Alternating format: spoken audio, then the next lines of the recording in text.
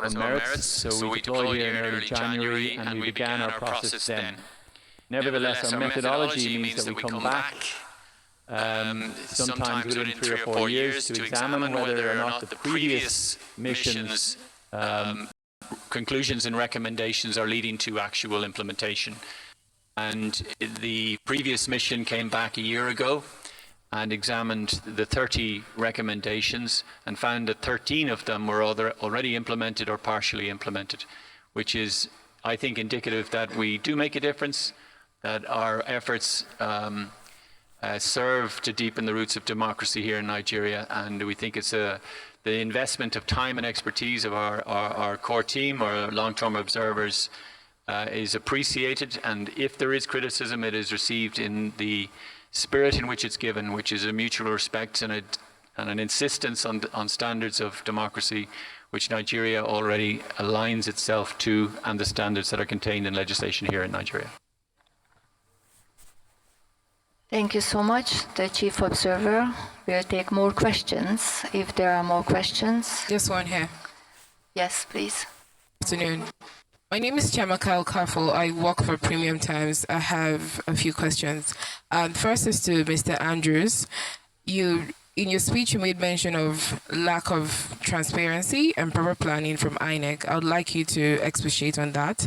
And to the head of the EP delegation, talked about instigation of violence and, of course, violence through the process on Saturday. 2 questions there. Are you concerned about post-election violence? Did you get that? Post-election violence.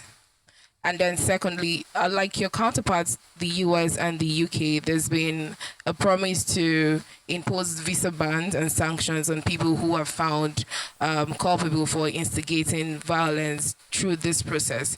Are you also looking at that too for political parties or political actors who are found guilty? Thank you. Thank you very much for your question. On the transparency, first of all, we acknowledge that INEC had to conduct this election in challenging circumstances. And we are very conscious that the Electoral Act provides a very important legislative basis and framework that instilled a lot of trust in INEC in the run-up to the election from political participants and encouraged many people to take part. However, the publication of figures in relation to permanent voting cards and how they had been distributed across polling units was not made available. The information about the distribution of permanent voting cards across states was made available very late in the process, so that it was very difficult for civil society members of the public here in Nigeria to verify or in any way audit the accuracy of those PVC numbers. And clearly that goes to the transparency of the election, and it is an area which we have noted in our preliminary statement.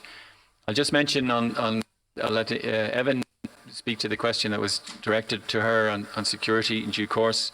But on visa bans, the mandate of this mission is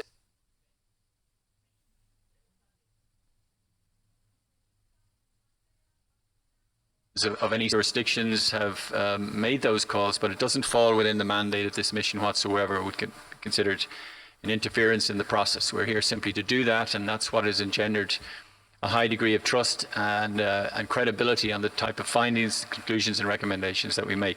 So I'll hand over, Evan, if you want to address the question about security. Thank you very much, Barry, and thank you for the question. As stated in the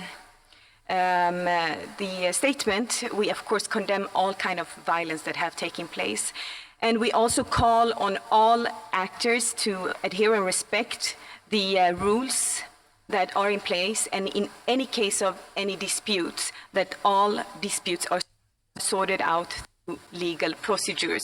So this is our call on all actors in Nigeria, that all disputes should be sorted out through legal procedures, and we hope that everybody will respect and adhere to that. Thank you. Thank you so much. We are still taking more questions, please.